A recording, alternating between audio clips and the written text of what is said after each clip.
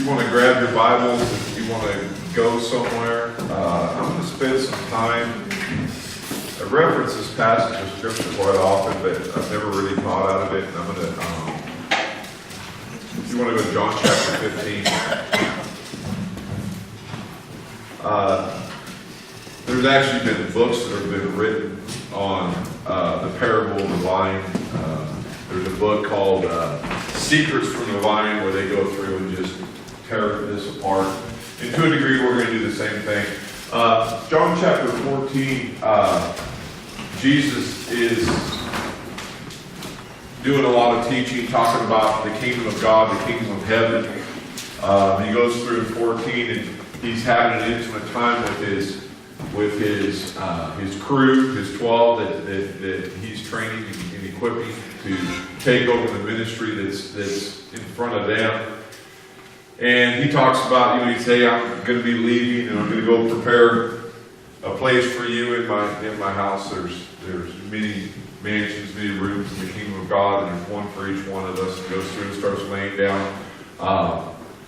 the purpose of the Holy Spirit in our lives. He starts illustrating the power of prayer, that if we believe, that greater things will we do in His name because He's going to heaven. And he rolls right into this parable. And this parable is one of those scriptures that, again, if you were stuck on a desert island and you had this and you spent this is all you had to focus on, there's just so much in these 15 or 16 verses, and we're probably going to get through 2 verses today. I'm going to bounce around. There's so many cross-references across the Word that ties directly into this. And what I'm going to do is I'm going to read, I'm just going to read the first 2 verses because I don't want to muddy the waters. There's so many places we can go with this. Jesus said, I'm the true vine. My Father takes care of the vineyard. He removes every one of my branches that doesn't produce fruit, and He prunes every branch that does produce fruit to make it produce more fruit. I'm going to go to 3. You are already clean because of what I have told you. So Jesus is talking to His disciples. He's talking to us, and the way that we can draw from this is in Matthew 28, when He gives the Great Commission. The last element of the Great Commission is He lays down, go into all the nations, preach the gospel. Those that believe and baptize are saved. Those that don't believe and are not baptized won't be saved. And teach everybody what I've been teaching you. Everybody that you're going to make and turn into a disciple, I want you to take everything I'm teaching you, everything that I've been investing in the last 3 years of my life to put into your life, I want you to teach them those exact same things. So, as you're reading the Word, as you're spending time in the Word, it becomes personal because Jesus communicated this to His disciples, and we passed on generation to generation. The promises that were given to the disciples are the same promises that are given to us. The same benefits from Him going to the cross for the disciples and the amazing things you see done in Acts are the same benefits that any believer can expect if we walk with God. And Jesus, in this, He says, I am the true vine, my Father takes care of the vineyard. And there's some symbolism in this, but there's a reality that probably in America, there's probably never been a time that we can attach ourselves to so many different things. Because when He said, I'm the true vine, He's referencing the reality that there's more than one vine that you can attach yourself to. Because He said, I'm the true vine. There's other vines that are available that you can attach yourself to, but He said, I am the one that you want to be hooked to. When I engage with people, it's amazing because if you hang around people very much, you'll start to get an indication of the things in their lives that they're passionate about that are important to them. Like if you hang around a gun guy, gun guys, you spend any time at all, like we're kind of gun people, my wife and I are, and it's funny because they're like photos of your kids. When you get people in your house that like to shoot, suddenly you're jerking out every piece of iron you got in your house. And, let me show you this one, and let me show you this one, here's what I had done to this one. And there's this pride that they possess, and it's because, they've given themselves to that. And it's something that becomes an integral part of your life. It's just like if you could be a mom. If you're heavily invested with your children and you're taking them to soccer and to karate and stuff, you're hanging out and you taking them to junior rodeo, taking them to the FFA and all this cool stuff. That becomes a part of your life that can become something that you start to stick your identity into. Your identity starts to tie itself into whatever it is that's important to you in your life. And what God says, He says, I am the true vine. I need to be the very focus of everything that you do. So your identity, who you are, what you were created to do, what you see when you look in the mirror, has got to come from me. If it comes from anything else, the problem that you've got in your life is completely hostage to whatever it is that you're hooked to. So if you're hooked to your kids, using that as an example, there's nothing wrong with loving your kids with all your heart. But they can't be a God in your life. They can't be the reason why you wake up in the morning and go to bed at night. They can't be the reason that you're making up all the wrongs that you have in your life now down through your kids. And I see this. It's unhealthy. Because it does a lot of things. One thing is that it puts a ton of pressure on your kids that was never meant to be there. They are not there for you to live vicariously through their lives. They're not there to make every good decision that you made a bad decision then. Right.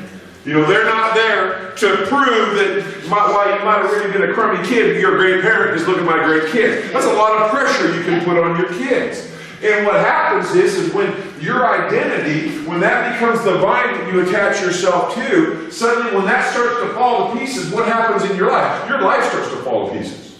Because the thing that I'm hooked to isn't working anymore, and rather than me being involved in the kingdom and walking as a son, I look like everybody else in the world, and my kingdom falls apart because my kids are falling apart. Men, your jobs. If your job becomes the reason, if it becomes what's valuable to you, if it, I get around. I don't get around. I was in it. When you get around career-orientated people. It could be anything from being a business guy to being a police officer. It could be any career that you give yourself to in a great way. If that starts to become your identity, if it becomes the bane of your existence, if you need to get that raise, you need to get that promotion so that you can prove that your life is on track, all that takes is the enemy to undercut you in that environment. Suddenly it throws your life completely off track. And what it does is it creates instability in our lives that God never intended to be there. Because you understand, believers are designed almost like, and I've used this analogy, but it's the best I can use. A believer is like somebody that's a soldier that's sent into a different country to perform a task. If I get sent to Iraq, and it doesn't matter what I am. I could be the guy that drives Hummers around and transports people around. When I'm in Iraq, and I'm a soldier in Iraq, even though I live in Iraq at that time, I'm still an American.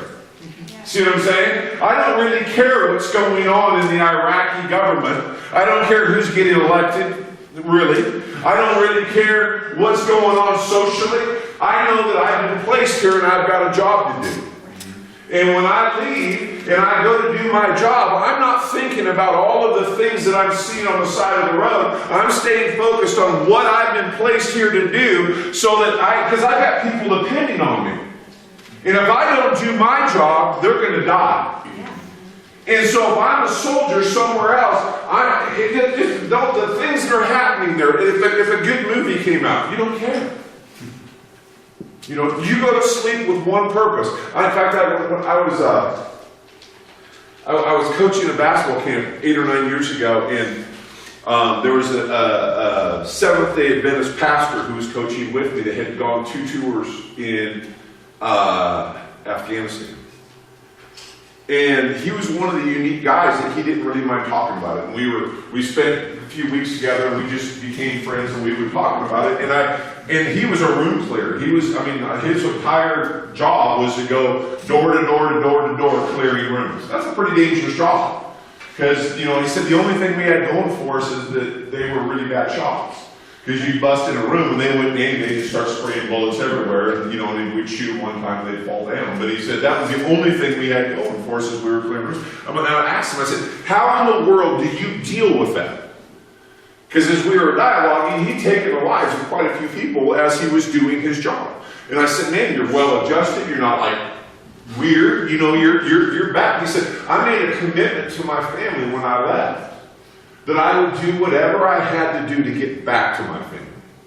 So when I did my job, it never bothered me because I was fulfilling my commitment to my family. So he's in a really harsh environment doing a job that nobody really wants to do. You think you're tough and you think you're the guy until you actually have to take somebody else's life, and that's not a good thing. I don't know anybody who's ever done it that goes, oh wow, that was awesome. If you did, you're a serial killer, not a good person.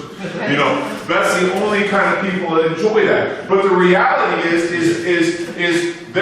he understood the fact that he had a responsibility to his family, he had a responsibility to his country, he had a responsibility to accomplish the task that was in front of him so he could get to what was important to him. And that's how a believer is supposed to be wired, really. We're not, even though we live in America, you could live in Ireland, you could live in Iran right now, which is probably the most evasive place to be a believer. And it doesn't, the things that are going on around you aren't relevant to the mission that you have in front of you. And when God says, I am the true vine, He's saying, I am the one that you connect yourself to. And my Father takes care of the garden. He's in charge of everything around me. Now, the next verse, I'm going to shoot some holes, and this is controversial. But he says, for all of the Calvinists in the room, okay, there might be a Calvinist here. I don't want to get anybody mad at it. And I'm kind of a halfway in between it now. I'm a little bit, if you guys don't know, there's two big camps. Like, if this is the church, your Arminians are over here in what they believe is pure choice. Everything in life is about choice. It's your responsibility. Whatever you choose to do, it's on you. And the Calvinists believe in predestination. They believe that there is less choice. Obviously they believe in the choices that you make reflect your lives, but they believe that everything happens with purpose driven by God. And that choice doesn't play as much into it as an Arminian. And these guys fight back and forth. There's great scriptures that go both ways. And I'm probably one foot in one camp and the other foot in the other. But one of the things that your people that are the pro-choice people are going to drive at, he says he removes every one of my branches that don't bear fruit. Now, hear this. We are saved by grace through faith. Jesus Christ died on the cross. There's nothing in your life that warrants your salvation. There isn't a person in this room that deserves to go to heaven.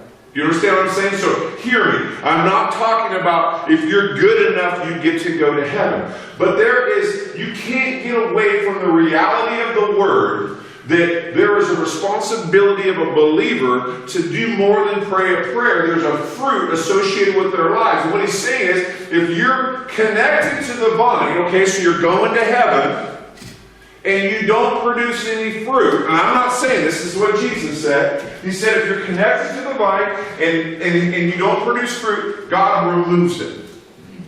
Removes that branch from the vine. And then he says, He prunes the branches that are producing fruit to make them more fruitful. Okay, so I'm going to go into this a little bit. I'm not going to spend a ton of time talking about the reality of the branches that he removes. That's going to be tomorrow, or next week, or whenever we get to the part. We're going to get more into that. But does everybody agree that there's an expectation for us to be fruitful? Is everybody okay with that? I'm not going to go any deeper than that. But I want to talk about pruning a little bit.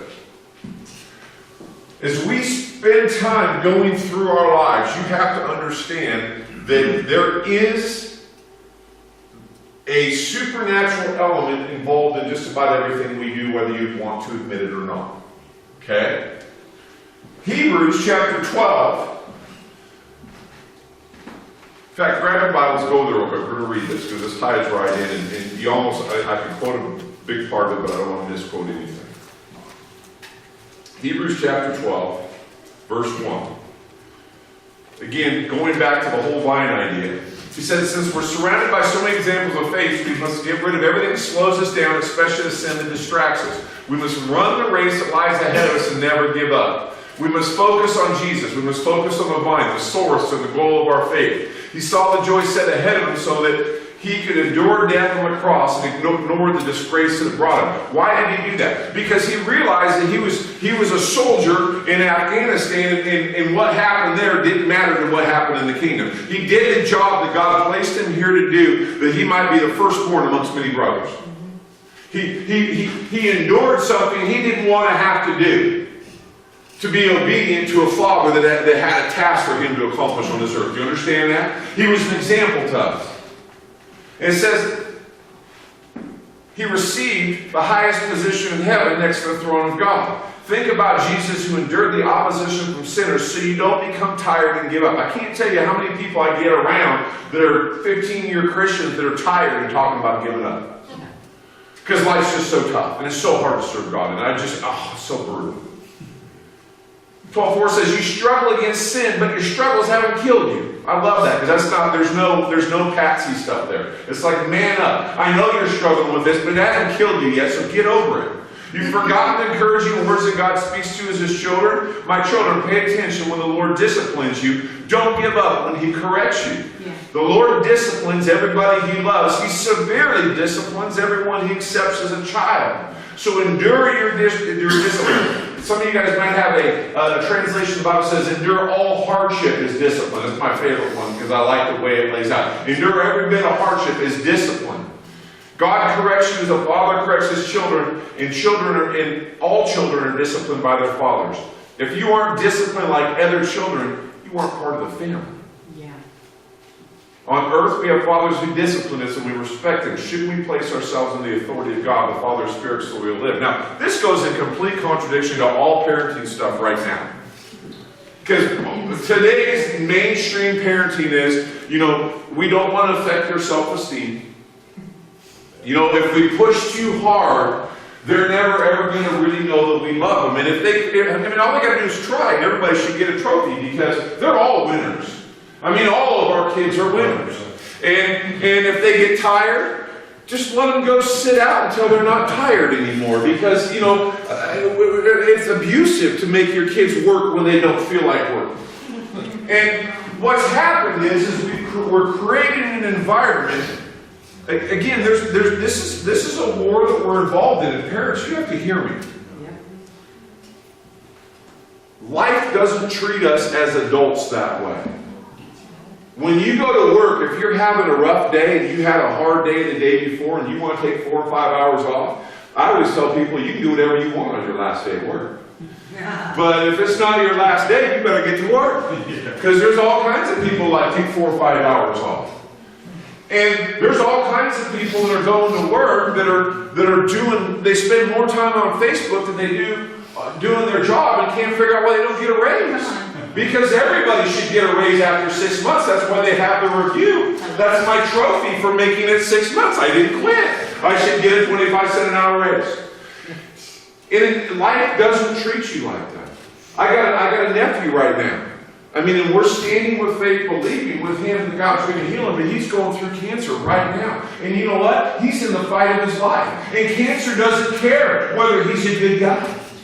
Cancer doesn't care that he's got a kid and that he's got a brand new wife. It doesn't even care. And parents, your only job, and I might get somebody mad at me, your job as a parent is to prepare your children to be adults. That's a parent's job. It's not to love them and coddle them and make them feel good when things are rough. I get that there's an element to that, but the reality is they're going to walk into a world that's going to be extraordinarily difficult and nobody's on their side. Nobody's fighting for them to win. In fact, the reality is when they get a job, everybody working with them wants them to lose so that they can win. Yep.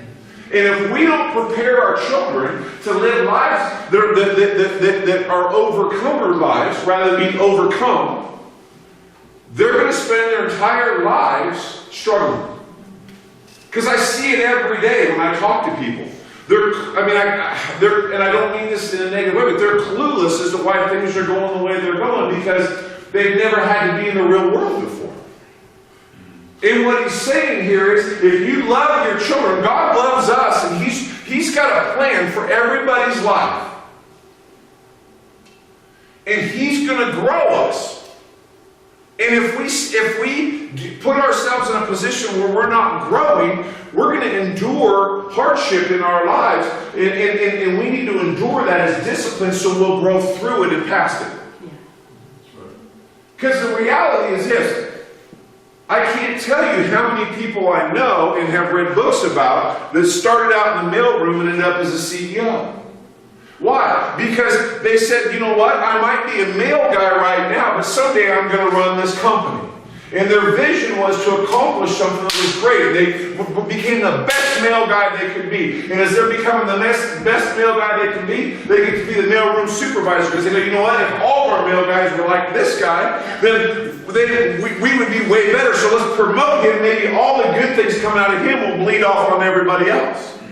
And suddenly your team grows and you're in the mailroom and the mailroom's hitting on all 8 cylinders and they're going, wait a minute, we got Bob over here and he's turned our mail program around and it's the best running program in the company. Let's see if he can do it in a bigger program. And through life, they work their way up the chain and they grow to a position where they're running the company. Jesus said that if we're not faithful with natural things, if we're not faithful with the things that we handle every day, God will never make us rule over supernatural riches. There's a requirement upon our lives to produce fruit as believers and to grow as believers, and it's undeniable. And the reason why a lot of us fail, the reason why a lot of us are unhappy, the reason why a lot of us are unfulfilled is we're hooked into the wrong vine and we're looking to the wrong thing for our accomplishments in our lives.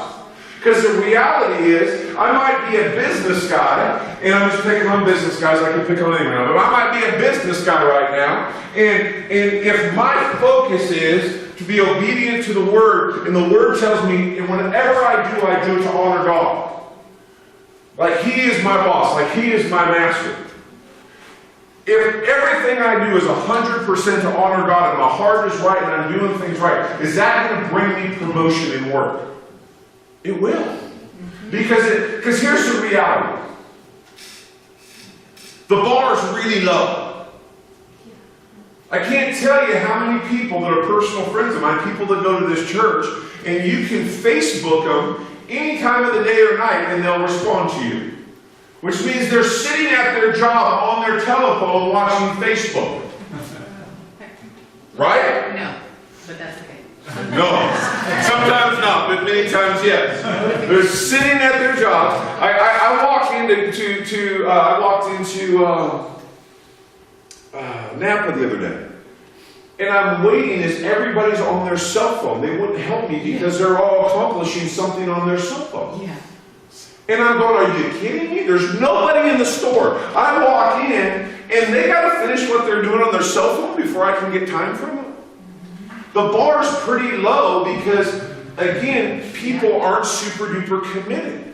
And if you do everything you do to honor the Lord, which means, Father, I know everybody else is on Facebook, and I'm not against Facebook, don't get me wrong. I mean, it's just so easy to poke at right now. But if everybody else is on Facebook and they burn an hour a day on Facebook, and I take that hour a day and be productive, Right. Come on. how am I not going to shine in my workplace? Because I'm working an extra hour a day to them, even though I don't have to be here any longer than they are. Right. So promotion comes. So I'm hooked into the right vine. I don't really care. Because see, here's what the enemy will do. We're going to talk about, oh my God, I'm doing great. All right. Pruning. Back up before I get to myself. I'm going to talk a little bit. Everybody here, I'm assuming, is pretty familiar with the life of Joseph. So Joseph is an Old Testament patriarch. Joseph, we're going to talk about this. I don't want to read 8,700 verses because he's very well documented in the Bible. But he's the son of Jacob. He's one of, as a young man, he was born after 10 other brothers were born. So if you think about it, he's number 11. That's, minimum 15, 18 years after the first one was born, he's born. The Bible says he was born in his father's old age, and his father had an affinity for Joseph. So I'm thinking it was probably over more of a period of 30 or 40 years would be my guess for the 10 brothers than him. Would be my guess. Because if it was like throwing them out like a conveyor belt, it wouldn't have been a whole lot of difference between the front and the back one. But the reality is he probably had 3 or 4, 2, 1, 5, oh, I'm all done, and then bam, here comes Joseph. He's like, it's a gift from God. Plus, it's a son from his favorite wife. So that's a big deal. But Joseph, he has this affinity for Joseph, and Joseph is kind of his daddy's boy. And all the other boys are out working their butts off, and Joseph is hanging with his dad, and his dad is being a good dad, and he's talking to him about the covenant with the God that he has, and talking to him about his purpose, and talking to him about what he's going to do when he becomes a man, and investing into his son. And in I get a kick on this because we always, every kid in Sunday school hears about Joseph's coat of many colors. Actually, if you want to translate it right, it's a coat with white sleeves. Has nothing to do with colors. But it doesn't matter. He gets a special coat, and because we don't want to screw everybody up, it's got many colors on it. It probably did. Probably had long sleeves, and everybody else had vests. So that's a better translation. But he's got a coat that's like way nicer than everybody else's coat. Right? Everybody else is wearing robes, they're shepherds, they sting, and here comes dad, and his kid's like 16, 17 years old, and pride, before the family, he whips out this very expensive coat and gives it to Joseph. Now, Joseph had a spiritual gift, and each one of us in this room has a spiritual gift. Each one of you guys were created with natural gifts, and everybody in this room has spiritual gifts. Like my natural gifting, one of my natural gifts, never had to work at it. I'm a pretty dang good communicator. I've been able to do what I'm doing here for 25 years with no formal training. And I did, it served me well. I did great sales meetings. What I did in my natural job, I was able to grow people through my communication skills.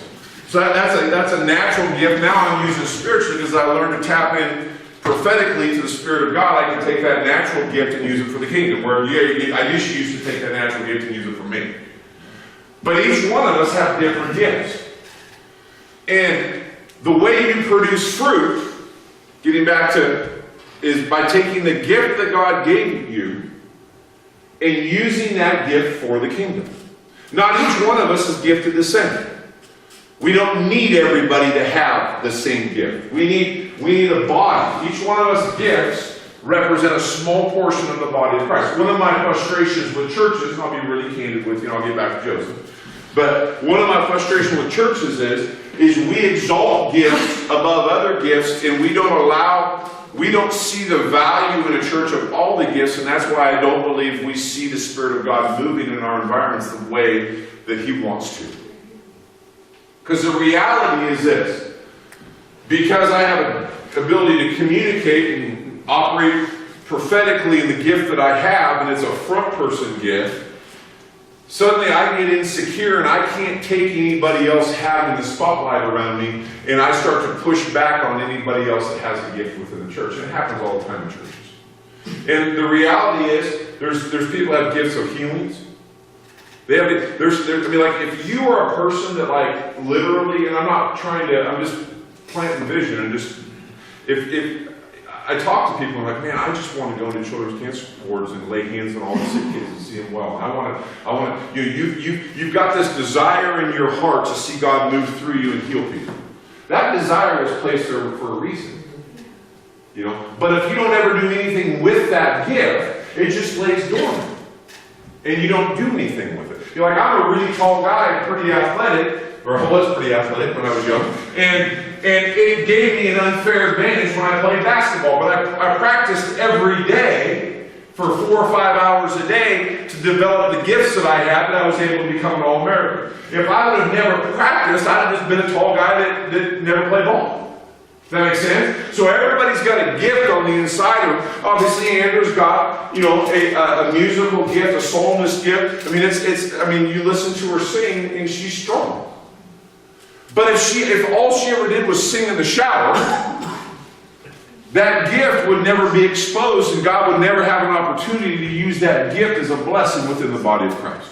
You understand what I'm saying? And we can go through, someday we'll teach on all the different gifts of the Holy Spirit, but Joseph had a gift in his life, and he had the ability, one of the things that he was able to do, and you see it marked throughout his life, is he dreamt dreams that were prophetic in nature, and he had the ability to interpret dreams.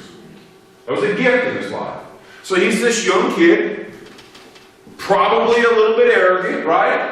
He's got 10 brothers that are working their butts off. He gets the coat of the week. He knows he's special. They know he's special. The word says that they resent him to the point that they hated him. They wanted to kill him.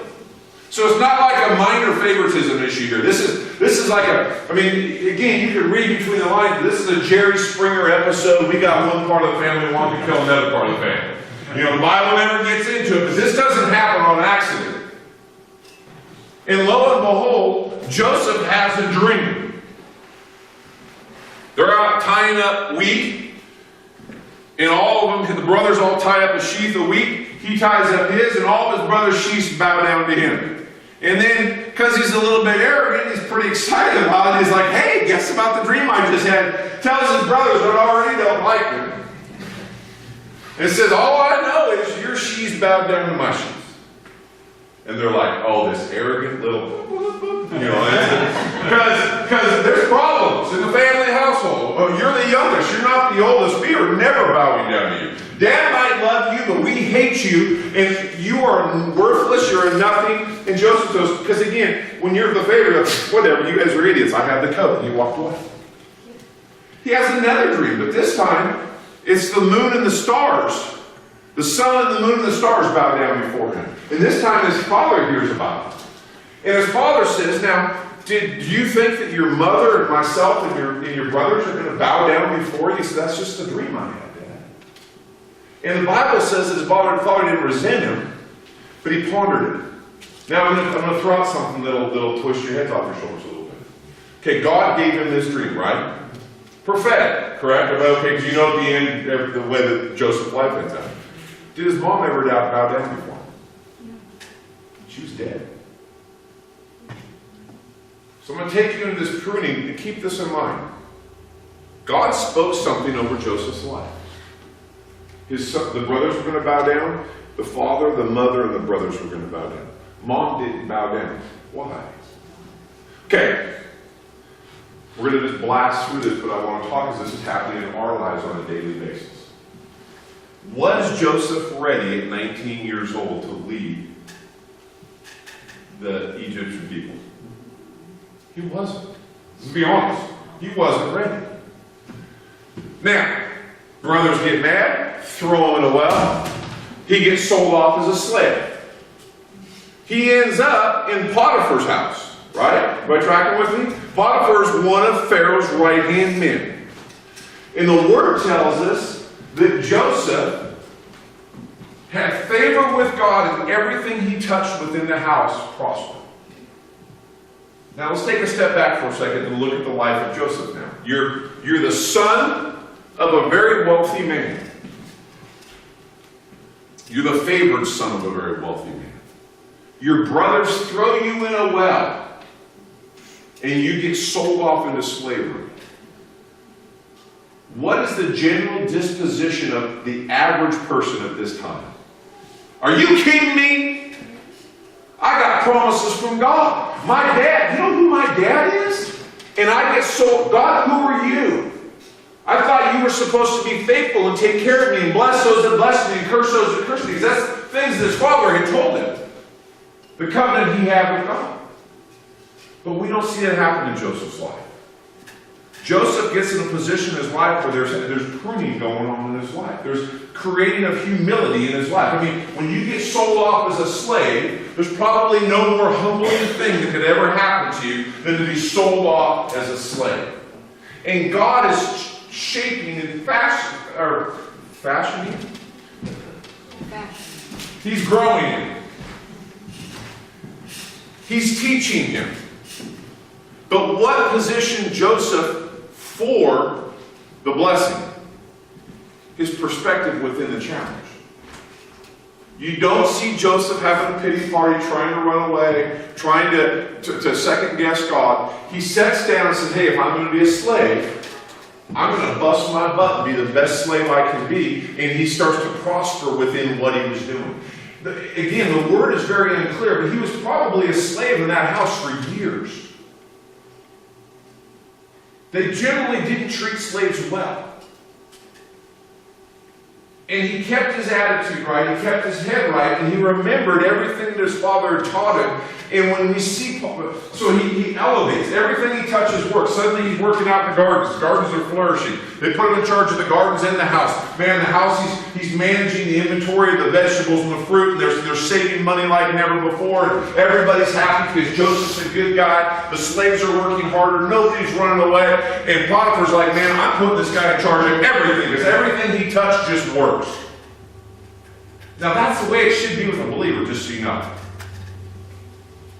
That should be the expectation. We don't do what we do for the elevation of our lives, but the reality is as we honor God, there should be an expectation that God's going to honor us, and we will see elevation within our lives. Because as you honor God, the covenant that we possess with us, you're going to be blessed. And even when you have challenges, things that don't make sense, things that you didn't plan that are coming against you, as you set your heart to continue to honor him, and that's what he's talking about here. When in John 15, he says he prunes the branches to make them more fruitful.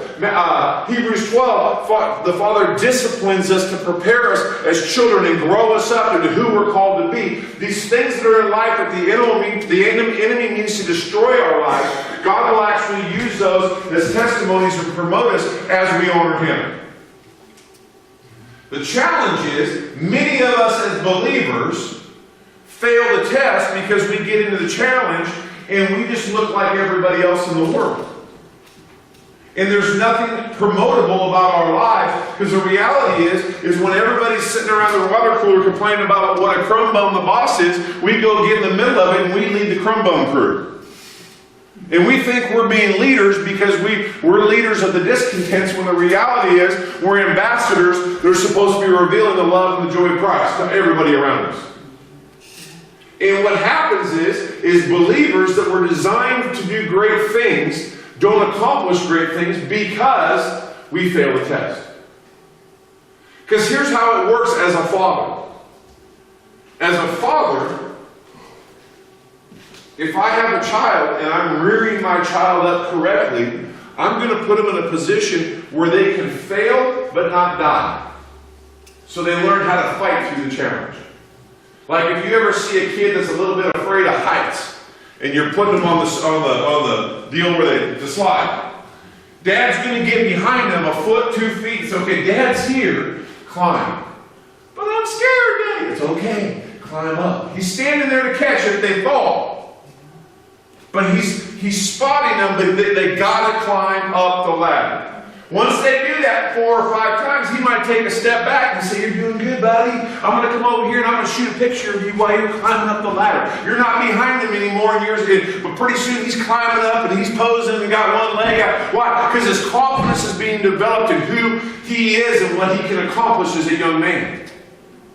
If they go there and they go, I'm afraid, Daddy. Well, that's okay, buddy. You just don't have to worry about it, because if you're afraid, you don't need to do it. They never learn how to overcome the adversity that's in front of them. One of the things that was the greatest challenge I had raising my daughter, when I was a young man growing up, my parents didn't have a lot of financial resources. They just didn't.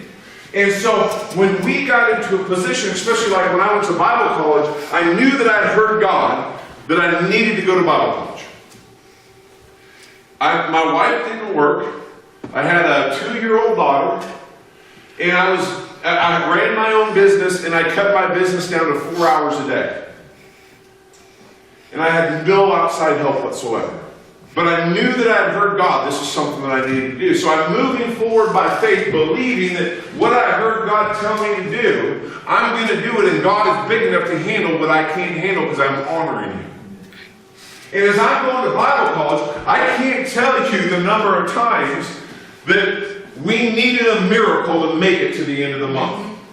It wasn't like God supernaturally blessed my business and I was able to do 8 hours worth of work in 4 hours. The reality was there were a lot of, and that happened from time to time. I'm not going to say it didn't. But the reality was there were a lot of months that when we got to the end of the month and we're figuring out how we made it, and we don't know how we made it. There's a lot of times that literally we get a knock on the door and somebody's like, hey, I was in prayer and all I know is God told me to come give you this money. Yeah. I'm not telling anybody I'm short of money. In fact, we had a conference in town, and I'm sitting like I always sat in the front 2 rows because I got ADD, and if people move, I'm done. Like anybody moves, so I can't sit in the back. I mean, if I'm sitting in the back and somebody wipes their nose, I'm watching them. I'm not, so I got to sit in the front. So we're sitting in the front row, and if I remember right, we had just enough money to pay our rent, but not enough money to live on. And so we didn't have enough, period. And I'm at this conference, and there's a guest speaker in, and I mean, I'm crying out to God, I want more, God, I want to know you, God. And in my spirit, in my heart, I heard God told me to write a check for everything I had in my account. Now that's hard. I mean, I'm just telling you, because I've got a wife and I've got a daughter, and I remember going to my wife and going, I think I heard God, and I think we're supposed to get everything in the account. My wife goes, that's what you heard, you need to do it. And I was kind of hoping that we'd be out of union, and then I was off the hook, because you're not going to have to go against my wife. I was like, whatever you think you heard, then. So, make a really long story short, we write everything off, and this is on a Sunday. Monday rolls around, and the way that I made money was I bought cars for other people. That's how I made money. I'd go to auctions all over the Northwest, and I'd buy cars for other people. And I worked it out to take Tuesday off so I could go to Portland, because I needed to buy cars for some people or else I couldn't pay my bills. I had natural responsibilities. But the problem was, I didn't have enough money to buy a plane ticket. It was a $100 round trip ticket at that time. That's how long it was ago. It was a $100 round trip ticket to go to Portland. $100 exactly. And it's Monday, and I didn't have a real job, so, you know, I go to Bible college, I got nothing to do for business, so I go home and I just start praying. And I mean, I'm pacing around my house, and I'm weeping, because I don't have money to support my family. You know, I'm probably looking like a blubbering idiot, because it's like, oh, this money's support, I'm laying my heart out to the Lord. There's nobody in the house with me, it's just me and Him. And hours go by, because I got nothing else to do, I might as well see God. And I get a knock on my door at 7 o'clock at night. And a guy shows up at my door that I haven't seen in months and goes, dude, I don't know what the deal is. I don't have time to talk, but I can't even pray over my lunch without God speaking to me. Here's $100. He told me to give you $100. Monday night, book my ticket, I'm out, and God provided the deal. But I couldn't call my mom and dad. The hardest thing I had, the only way we had to make it was seeking God. Because I didn't have anybody else. Now, I retarded my daughter. We have retarded her. And I mean, what retarded means is she's underdeveloped. Does that make sense? It's not like a slur. Retarded means underdeveloped. And we've retarded my daughter because God has blessed us financially pretty much our whole lives in a pretty bigger than normal way. And because of that, Haley has never been in a position like we were in that she had to fight with her faith because she had nothing else to fight for. And so now when things get tough, she doesn't have the same relationship that I have with God in the sense that it's like, hey, I know that I have a provider that'll take care of me if I push hard enough. When things get tough for her, she'll call up mom and go, yeah, things are tough. I don't have enough money to pay my bills. And if that doesn't work, she'll call grandma and grandpa. And pretty soon, by the time she gets through her short list, she'll have the money she needs because we've become the Lord of her life and her resources. But God doesn't want that to be the case in our lives. He wants to be the only vine that we have in our lives. Finances are one of those things that is so easy. I see more financial miracles in people's lives just because it's like easy, really. It's weird, but I watch it. But it builds your faith because you start to see God move when you're being obedient. And that's why I really believe in giving, because it's an expression of worship to God, but it's also, He's going to ask you at times to give when it's uncomfortable. And suddenly you begin to realize, I'm in a relationship here and I gave, and look what God... Not that we give to get, but you give understanding that you're in covenant.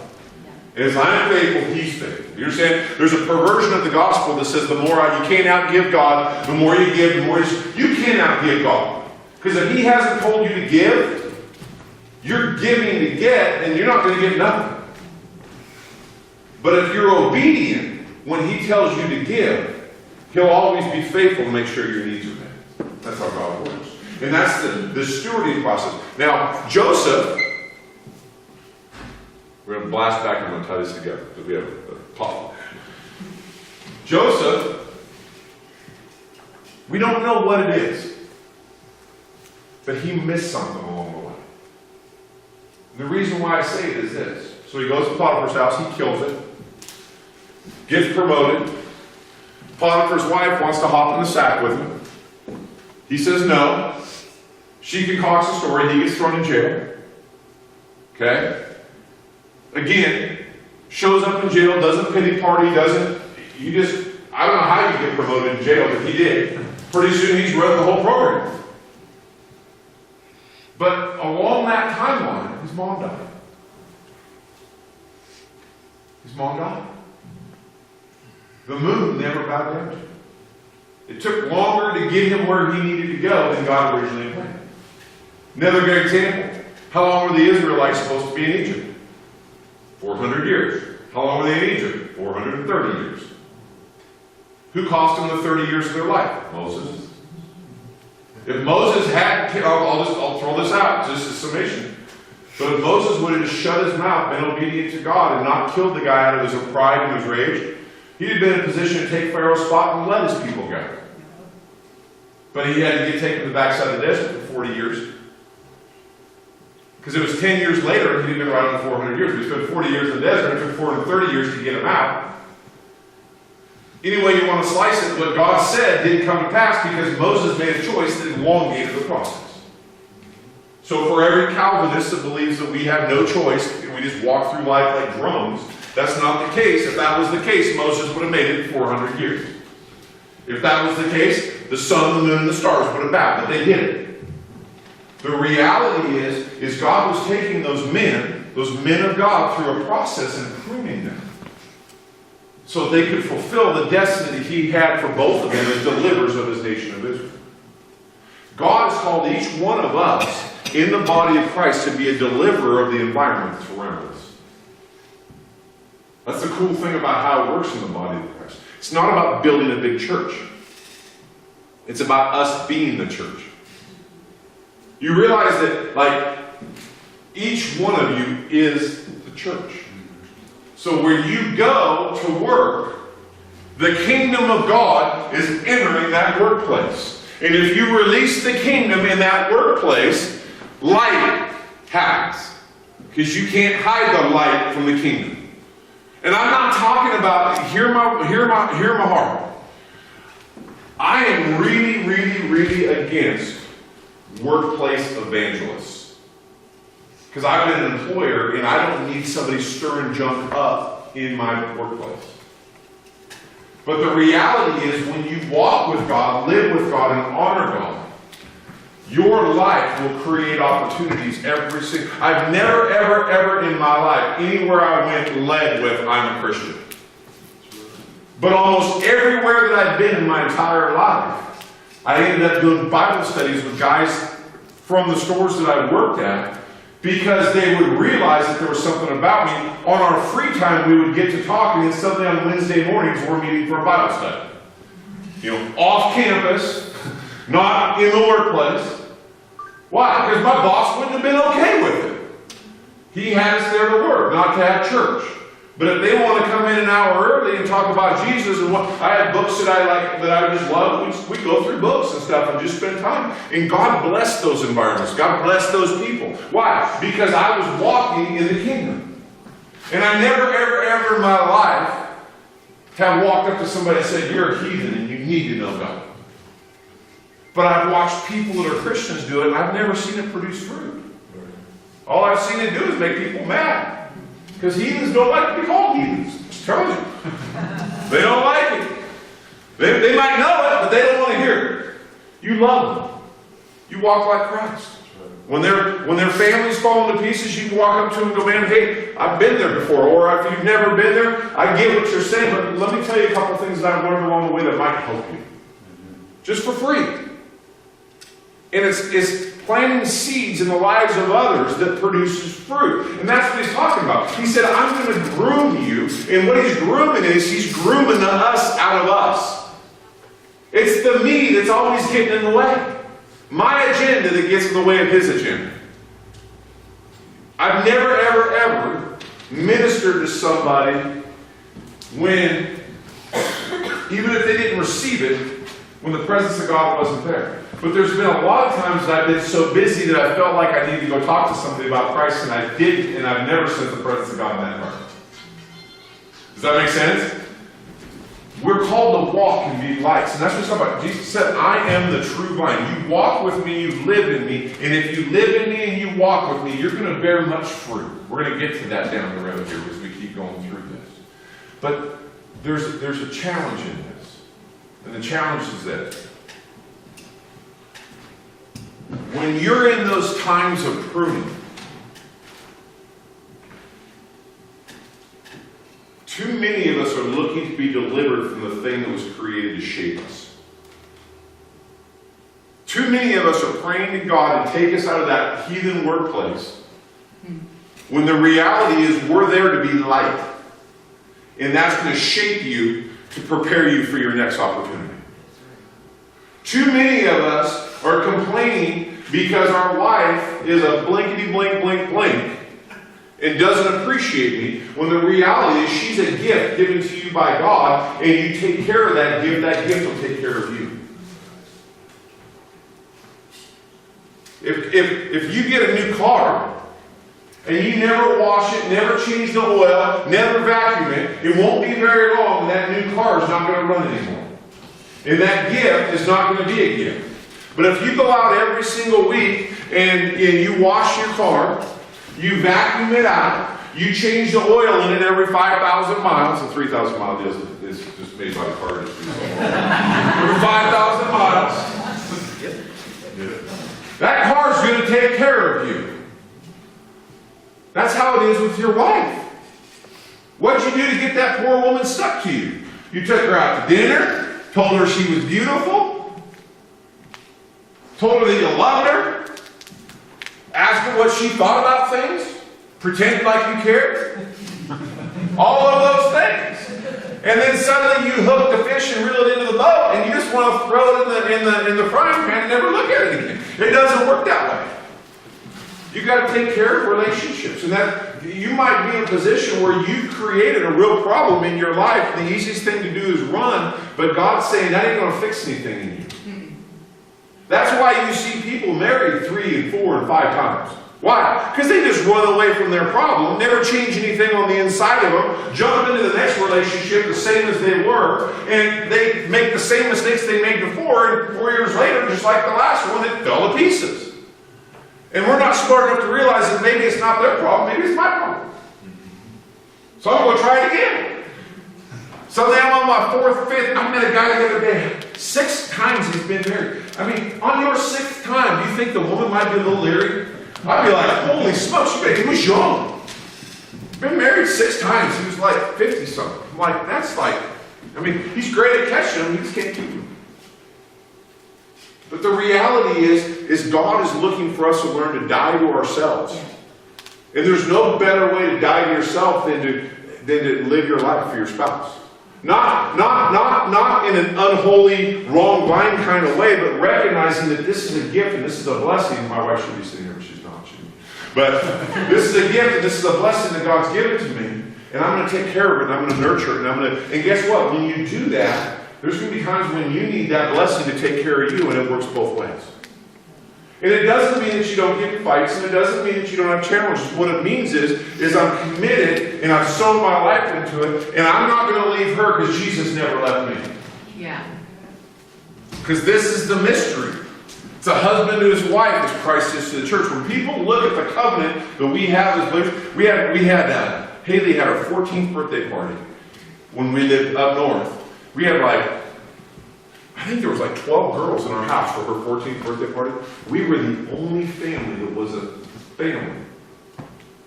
13 girls in divorced families.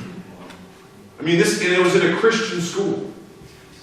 13 of the 14 girls, they got talking. You know how they get talking? Oh yeah, this is my stepdad, stepmom. Pretty soon I'm sitting there listening to the girls. Every girl but Haley, they thought it was the weirdest deal in the world that Julie and I were still married. They couldn't believe it. But how are your children going to understand the love that the Father has for them without just a direct revelation from God if they can't see that their parents don't love each other, they don't love them? Yeah. Do you understand? There's a training and a teaching and a coaching. And if we don't grow into that, we don't become the Word. You can memorize the Word without becoming the Word. Yeah. I can quote the Bible, I can quote Scripture, but do I walk it, live it, breathe it? Because it doesn't matter what you can quote, it matters what you live.